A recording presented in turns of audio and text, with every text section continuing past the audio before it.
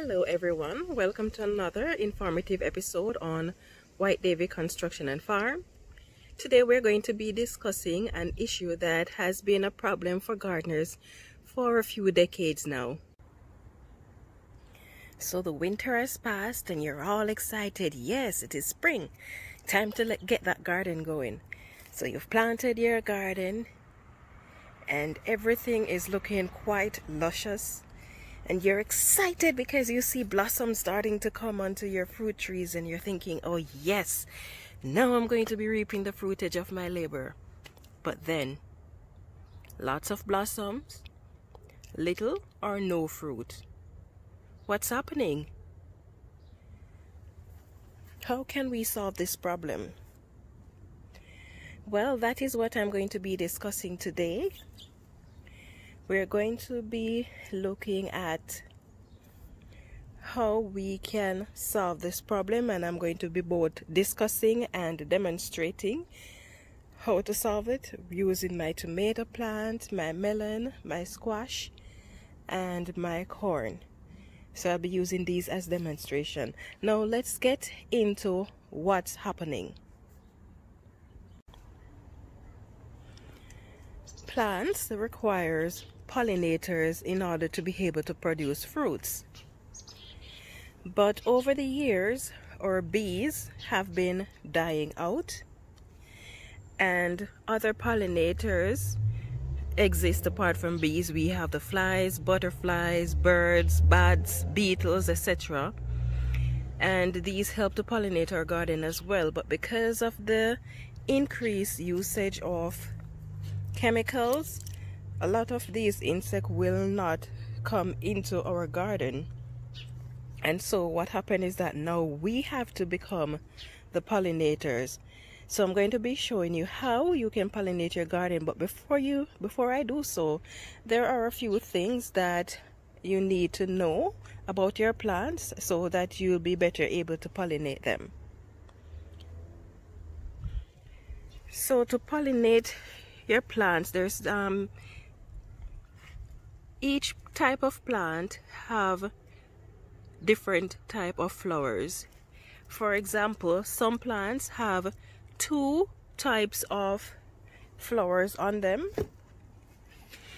For example, the vining plants like your squash, your pumpkin, your cucumber, your melons, these have 2 types of flowers on them, male and female. So let's show you. Right here you see that blossom that is drying up, and there you see a tiny melon. That is the female flower. You identify it by the tiny fruit that is beneath the flower. Now here on the other hand, this is the same melon plant. You see this flower, but there is no fruit below it. So this is the male plant. Inside the male plant is what is called the anther, and that contains the pollen that is needed to pollinate inside the female flower, which is called the stigma. So you need pollen from the anther in the flower to come in contact with the stigma that is inside the flower that is on the female, that is in the female flower. And this type of pollination is called cross pollination. So the plant have 2 different type of flowers. Now some plants, for each flower there is both the male and the female organs. So for example, this flower that you see here on this tomato plant, it has both the anther containing the pollen and the stigma, which is going to receive the pollen in order to cause fruit to grow. And so one would assume that because the male and the female is in here, that it must mean that this flower is going to eventually produce fruit. But sometimes even so, pollination still does not occur. So now I'm going to go into showing you what you need to do to pollinate your plant, and you're going to need several brushes. You can use feathers, you can use brushes, or you can use a Q-tip. And the reason I say you're going to need several is because you don't want to be using one brush to pollinate everything, and you don't want to be, say for example, this is a beefsteak tomato and this is a Roma tomato. You don't want to use the same brush that you use to pollinate the Roma tomato to pollinate the beefsteak, because you're going to be ending up with some genetic mutation. So that is why I say you're going to need a few brushes, unless you intend to wash your brush, which doesn't necessarily guarantee that you're going to get all the pollens off, and it's a bit tedious, so it is easier to just go in with a lot of brushes. So I am going to show you now how you pollinate this flower, and this is this type of pollination where you have both the anther and the stigma inside the flower is called self-pollinator. Of course, it still requires the insect or wind to help pollinate it. So what you're going to do is gently put your brush inside the flower and just move it around so that you will get the pollen from the anther onto the stigma. Then you should have fruits growing from here. That is all that is required for your self-pollinating plants. So remember again that when you see plants producing just flowers but it doesn't have fruit on it, like the tomato ones, these ones don't start off with a fruit below some, and some doesn't have fruit. So this is a self-pollinator, because all of the flowers that blossom on here are the same. Whereas the vining plants, once you see the flower without the fruit, that is male, and then the ones with the fruit is female. Unfortunately, I seem to be a bit late in pollinating this melon because of the spray that I used as a pesticide on it recently that did damage to the plants, as you can see.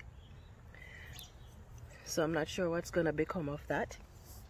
Now there is another type of plant that you need to know about in order to pollinate it by hand, and that is some plants, not the flower but the plant itself, is either male or female. Two examples are the papaya plant. You have the plant that is male and the plant that is female, and the cherry, you have the male and you have the female.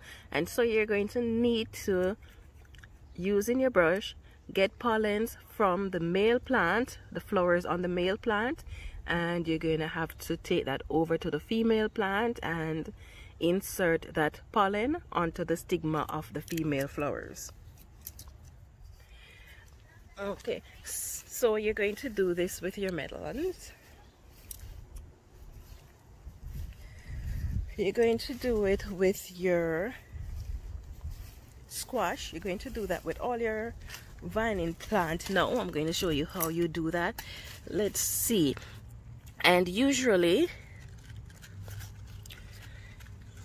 the first set of flowers that shows up on vining plant usually are male.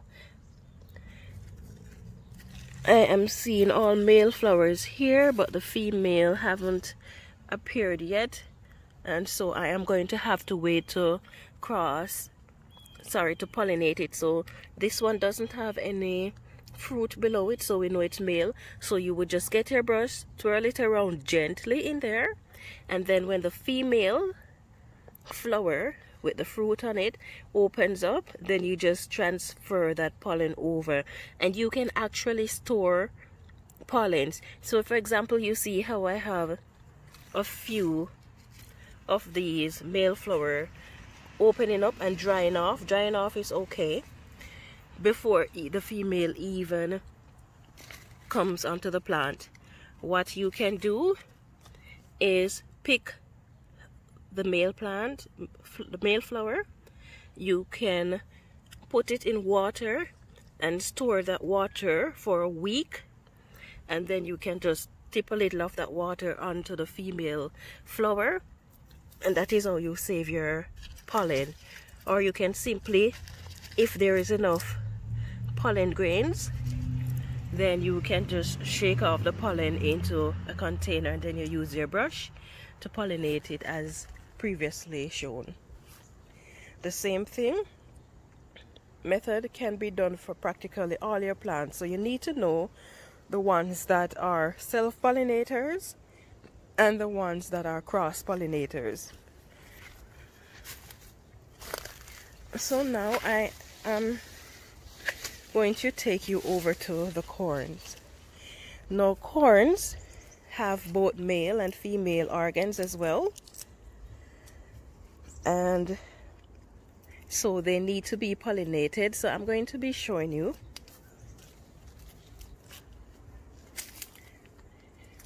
Here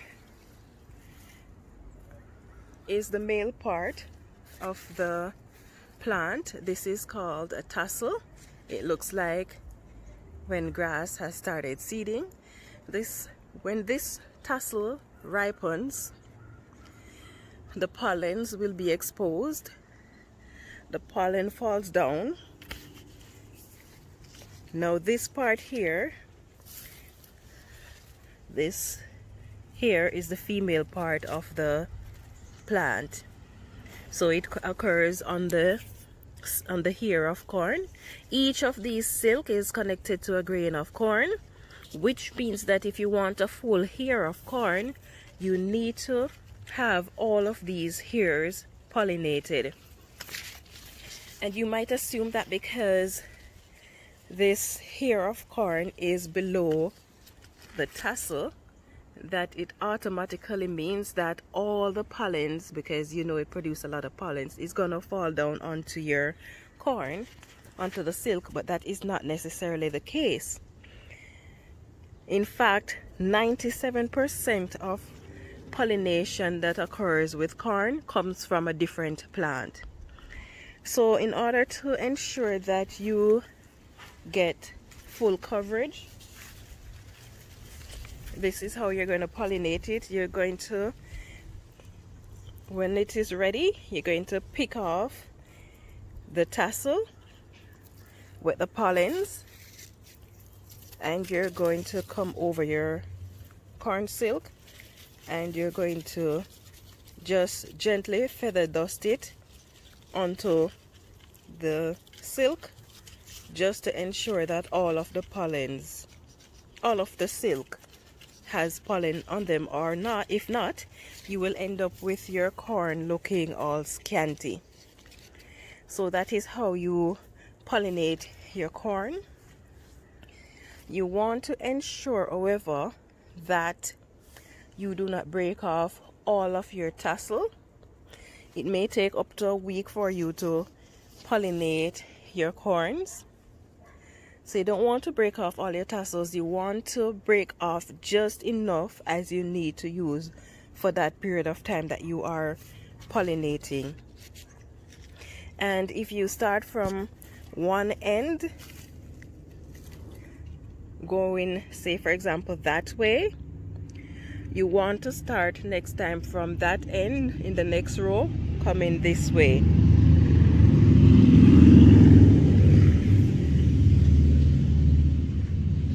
And your reason for doing so is to ensure that you have equal distribution of the pollens onto the silk. So that is how you pollinate your corn. Did you find this video to be informative? Would you like to see more videos like these? If you do, why not click on that subscription button and turn on your notifications so that you can know whenever it is that I upload another very interesting video like this. Thank you for watching, guys, and I hope you have yourself a wonderful day.